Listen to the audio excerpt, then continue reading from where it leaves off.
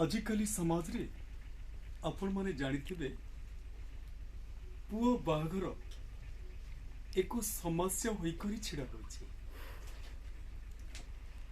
मो ई कहानी रे आपण मानको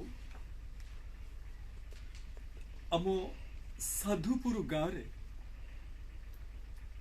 30 वर्षर जड़े बर पात्र बा युवक थिले। तांकर बयस गढ़ी गढ़ी चलीथिला, किंतु तांकर कौनसी जगह रे बाहागर होई पार नथिला। कारण कौन थिला?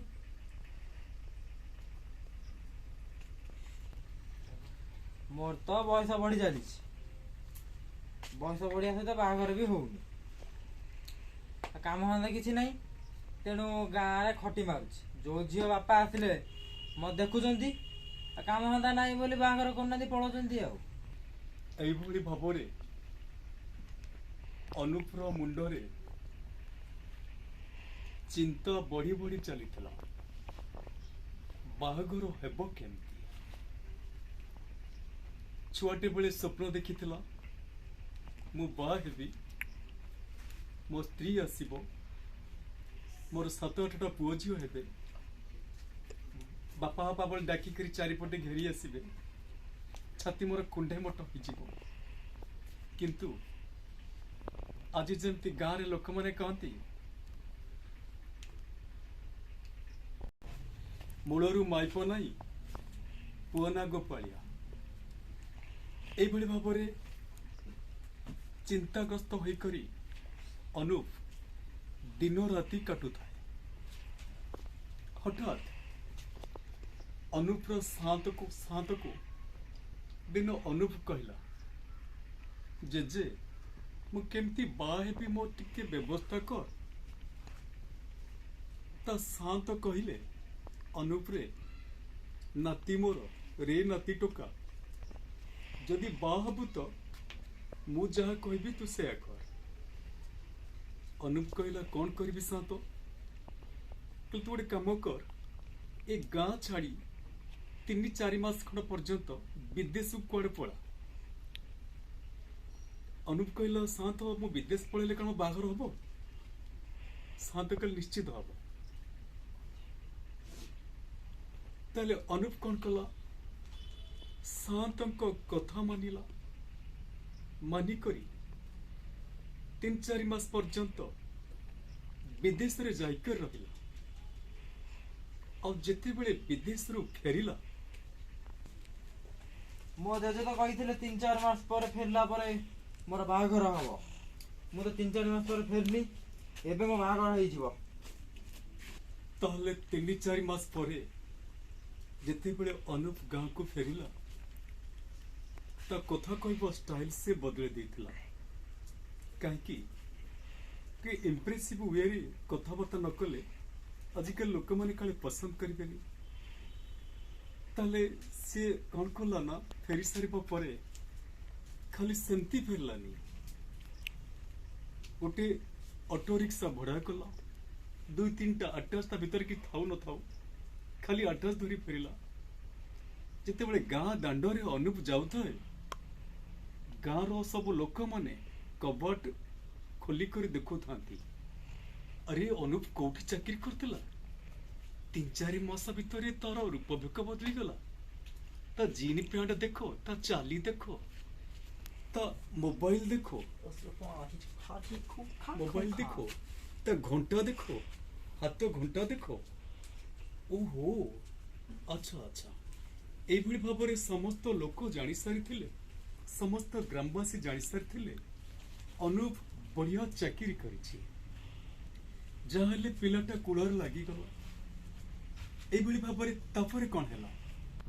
अनुप की रे? अनुप केबे आइलु की रे? गाँ को केबे आइलु की रे? शांत हो जाओ। अरे मत रेस्पेक्ट दो था कर। अरे मत बाबू बाबू डाक। शांत हो, जानिछ मु जो कंपनी रे रहउनी ना, से कंपनी रो मासको सैलरी केते मोर 97,000। BMW company.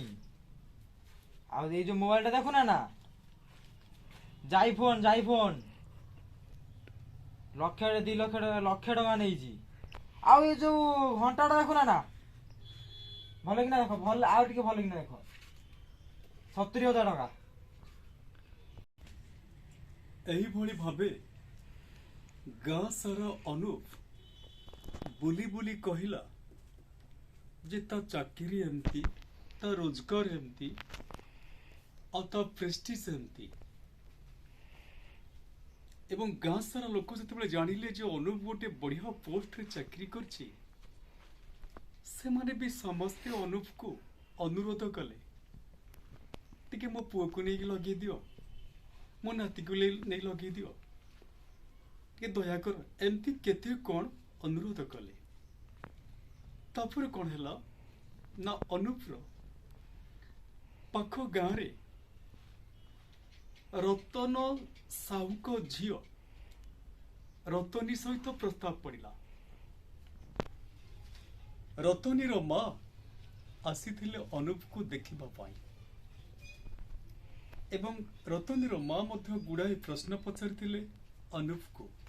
ନା ତ ଅନୁପ, ତୁମ ନାମ ତ ଅନୁପ, ତମେ ମାସକୁ କେତେ ଦରମା ପାଉଛ? ତୁମ ଚାକିରି ପରମାନେଣ୍ଟ ନା ଟେମ୍ପୋରାରୀ? ହଁ, ମୁଁ ଦରମା ପାଉଛି 97,000। ଆଉ ଭଲ ପୋଷ୍ଟ, ପରମାନେଣ୍ଟ ଚାକିରି, ପୁରା ହେଡକ୍ୱାର୍ଟରରେ ରହୁଛି, ଆରାମ ଅଏସ ଆରାମ ଚାକିରି। ଆଉ ମୁଁ ବାହାରିଲା ପରେ ତମ ଝିଅକୁ ନେଇକି ମୁଁ ଗ୍ୟାରେଜରେ ରଖିବି, ଅର୍ଥାତ୍ ମ୍ୟାରେଜ ପରେ ତମ ଝିଅ ତ ଗ୍ୟାରେଜରେ ରହିବ। ଆଉ କଣ ମୋ ଝିଅ କଣ ଗ୍ୟାରେଜରେ ରହିବ? ଆଚ୍ଛା, ଆପଣ ଭୁଲ ବୁଝିଲେ କି? ଆରେ ଯୋଉ ଆମର ଯୋଉ ହେଡକ୍ୱାର୍ଟର, ସେଇଟାକୁ ମୁଁ ଗ୍ୟାରେଜ କହୁଛି।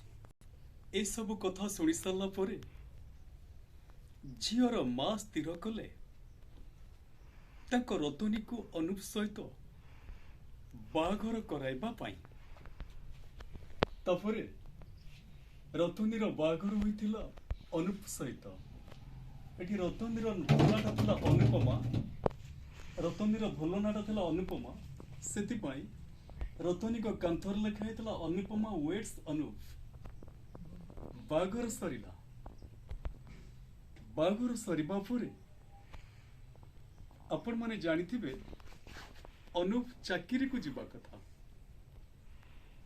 8 ଦିନ ଗଲା, 15 ଦିନ ଗଲା, 20 ଦିନ ଗଲା, ମାସେ ଗଲା, କିନ୍ତୁ ଅନୁପ ଚାକିରିକୁ ଯିବା ପାଇଁ ଟିକିଏ ବି ମନ କଲେ ନାହିଁ।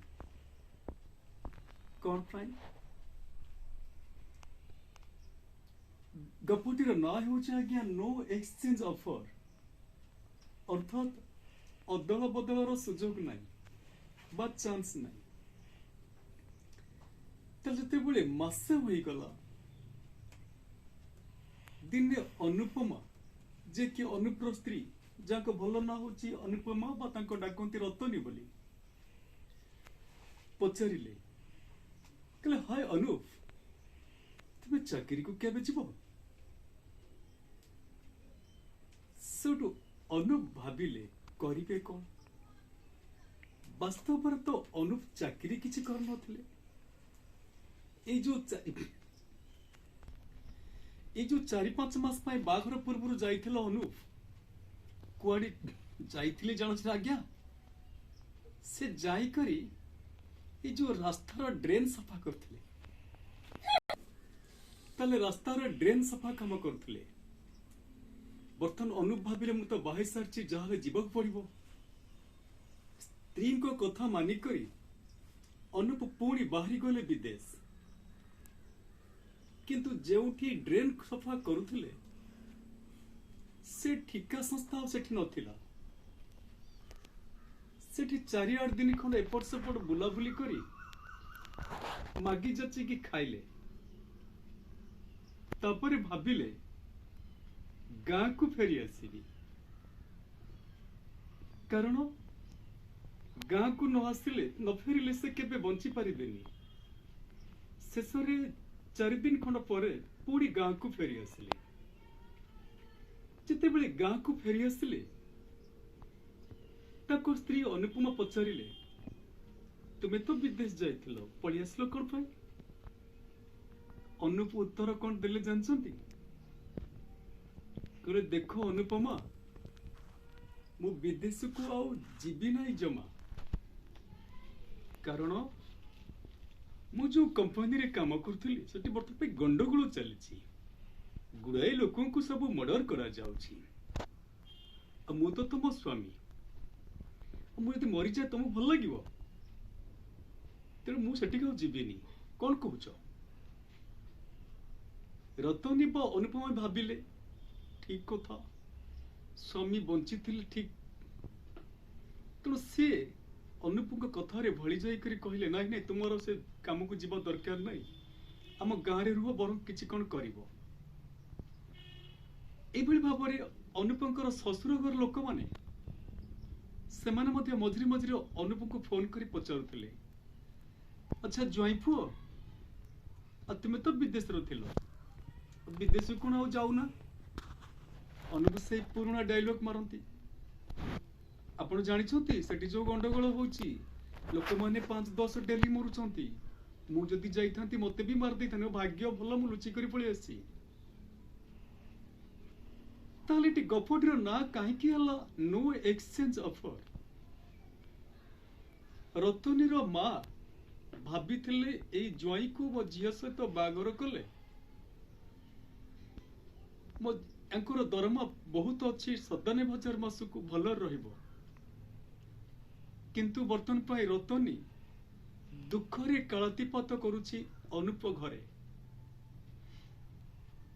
ताले रतनीर घर लोक कौन रतनी को नहीं जिबे आम ओडिया परंपरा अनुसार थरे झियो बाहे सारिबा परे थरे झियो बापघर छाड़ी सारिबा परे से कले बापघर कुणिया हो जाए ता शाशु घर ता ही स्वर्ग ताले बर्तन पे जानिले जे अनुप प्रकृत रे भूल कहितिले बोली ताले एते सब जानि सारिबा परे रतनीर घर लोक काहे कि रतनी को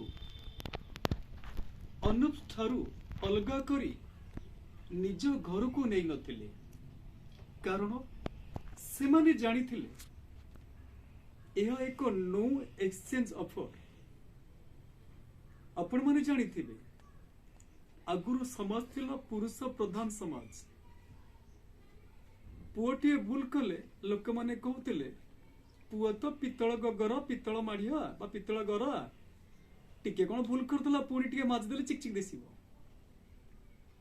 किंतु झियोटे भूल कले लोक माने कहउतिले झियो तो माटी हांडी कलंक लागिले सरीगला एमती प्रथा सब थिला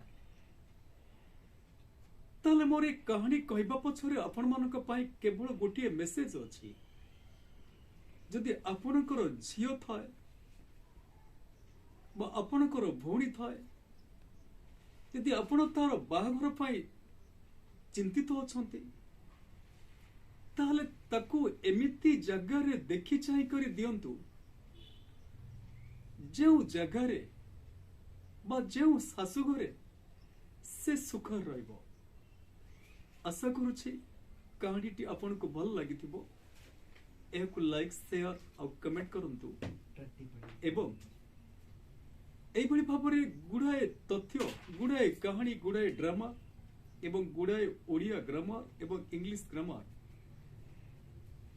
सब किछि जानिबा पाई हम ए चैनल को सब्सक्राइब करंतु धन्यवाद।